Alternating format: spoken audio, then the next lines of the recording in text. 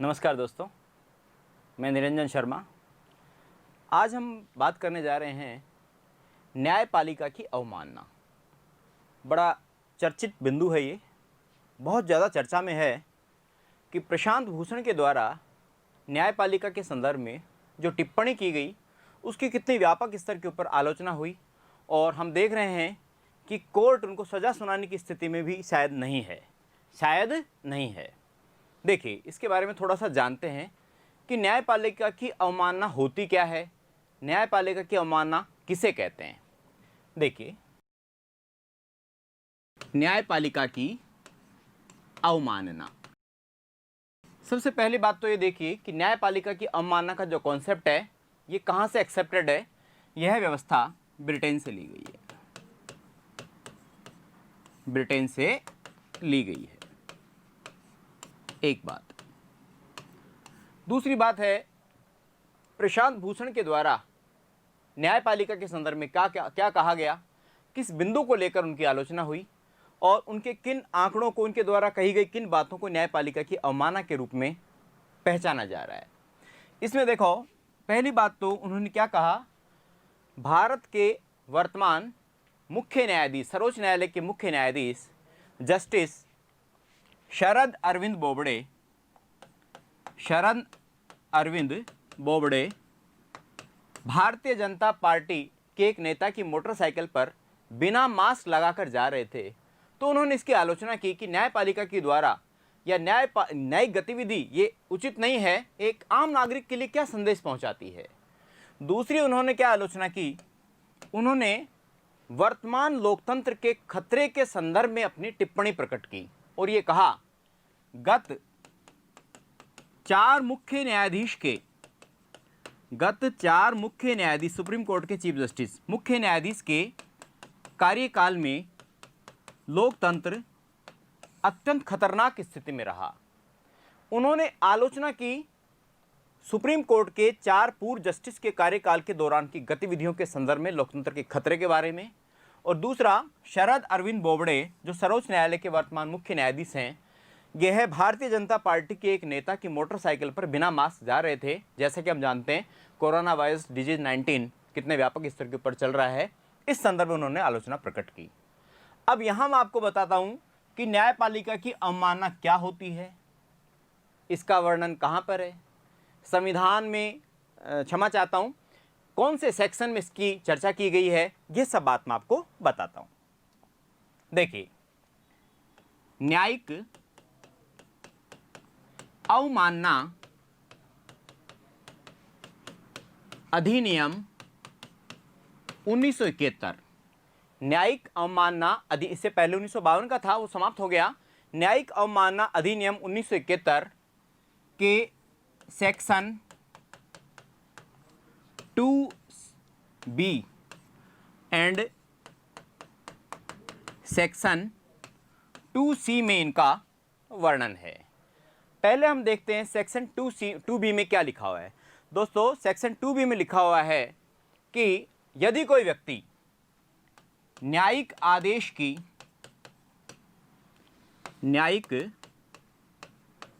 आदेश की अवहेलना करता है, न्यायिक आदेश की अवहेलना करता है तो इसे अवमानना माना जाएगा। अगली बात, अगला है सेक्शन 2C। इसमें लिखा गया है, यदि कोई व्यक्ति न्यायपालिका को कलंकित करता है, न्यायपालिका को कलंकित करता है, नीचा दिखाता है, न्यायपालिका को नीचा दिखाता है, तो इसे न्यायिक अवमानना के रूप में पहचाना जाएगा तथा इसी के सेक्शन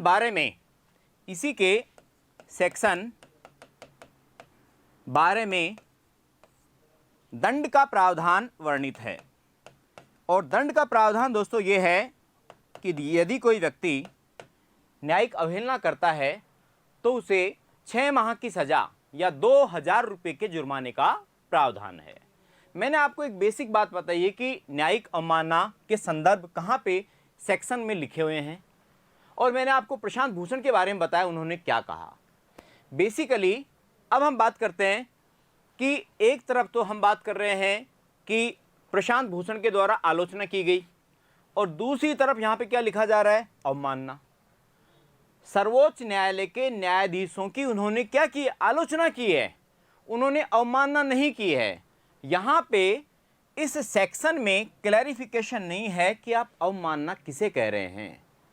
न्यायिक गतिविधि के ऊपर आपने आलोचना की है, इसे कह रहे हैं, या किसी न्यायाधीश की आलोचना की है, इसे कह रहे हैं। इसका सिंपल मतलब ये हुआ, इस धारा के अस्पष्टीकरण के कारण, क्लैरिफिकेशन नहीं है, शब्दों का स्पष्टीकरण नहीं है, इस वजह से वर्तमान में ये वस्तु स्थिति तनावपूर्ण बनी हुई है। और जो वकील हैं, भारत में बहुत प्रसिद्ध वकील हैं प्रशांत भूषण ने कहा कि ठीक है, मैं माफ़ी नहीं मांगूंगा, अगर मेरे को दंड दिया जाता है तो मैं उसका सामना करने के लिए पूरी तरह से तैयार हूं।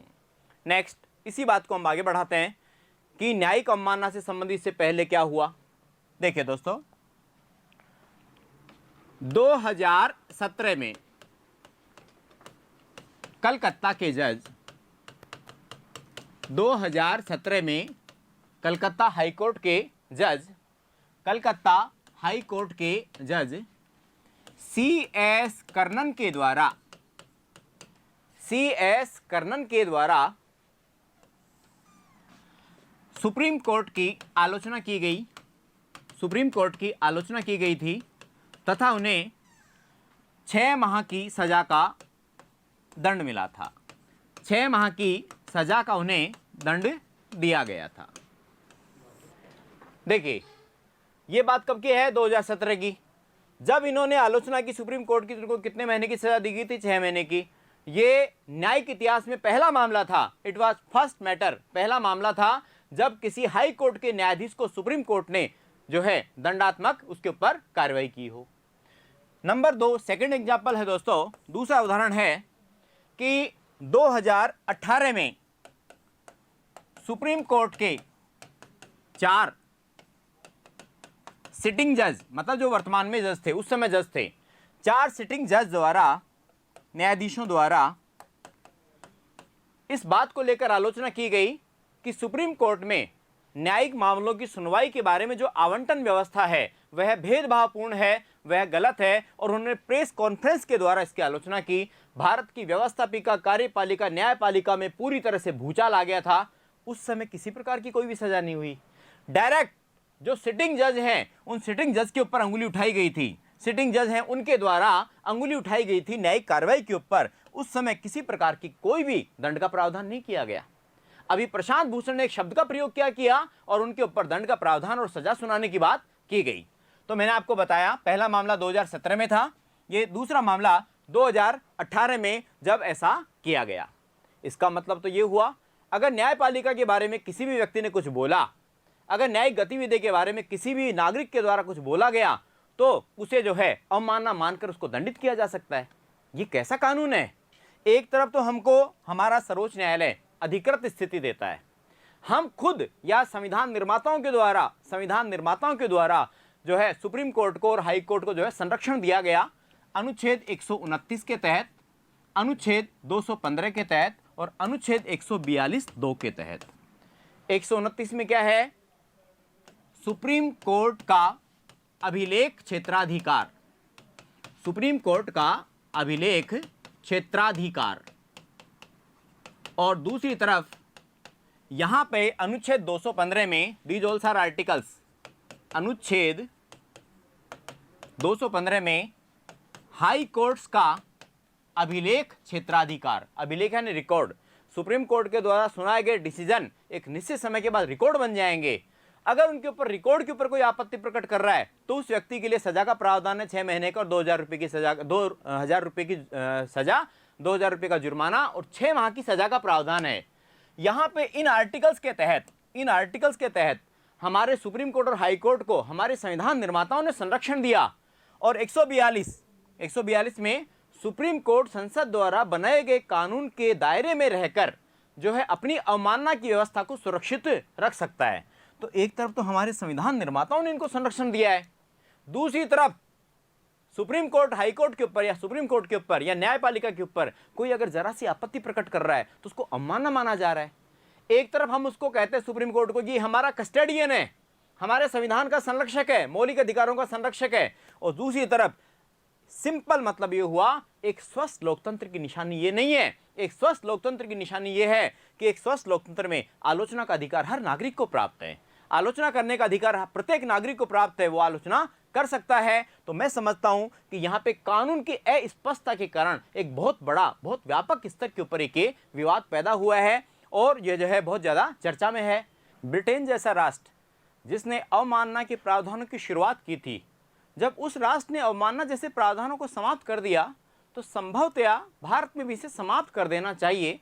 ऐसी भी जो है कुछ न्यायविदों के द्वारा बात कही जा रही है कि जब उस राष्ट्र ने जिसने शुरुआत की उसने समाप्त कर दिया तो हमको भी इसे समाप्त कर देना चाहिए। दूसरा मैं आपको एग्जाम्पल बताता हूँ कि हमारा सुप्रीम कोर्ट एक तरफ हमारी अभिव्यक्ति की व्यवस्था को सुरक्षित रखता है, एक तरफ हमारा सर्वोच्च न्यायालय अभिव्यक्ति की व्यवस्था को सुरक्षित रखने के लिए समय समय पर डिफरेंट टाइम पे उसने अलग अलग प्रकार के निर्णय सुनाए, जिनके मैं आपको एक दो उदाहरण बताता हूं। जैसे एन एग्जाम्पल 2015 में हमारे सुप्रीम कोर्ट के द्वारा 2015 में सर्वोच्च न्यायालय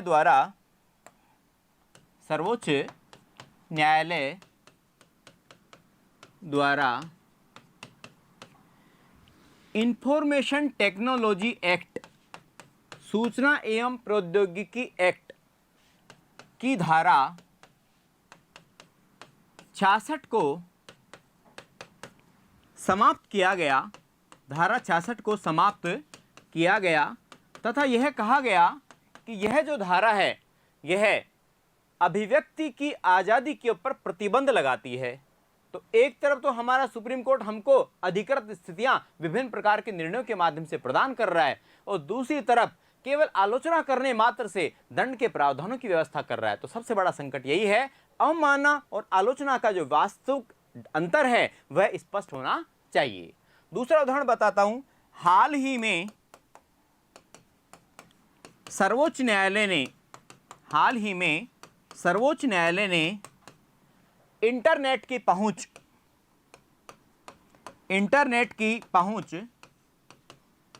आम नागरिक तक होनी चाहिए, आम जन तक होनी चाहिए, इसे मौलिक अधिकार बताया कि यह एक आम नागरिक का मौलिक अधिकार है कि उसके पास इंटरनेट होना चाहिए। तो इस प्रकार से आज हमने इस बिंदु के ऊपर चर्चा की। एक बहुत ही करंट टॉपिक है, बड़ा चर्चा में है और इम्तिहान की दृष्टि से बहुत महत्वपूर्ण है। थैंक यू दोस्तों, गॉड ब्लेस यू। मैं फिर मिलता हूँ फिर किसी नए करंट टॉपिक के साथ।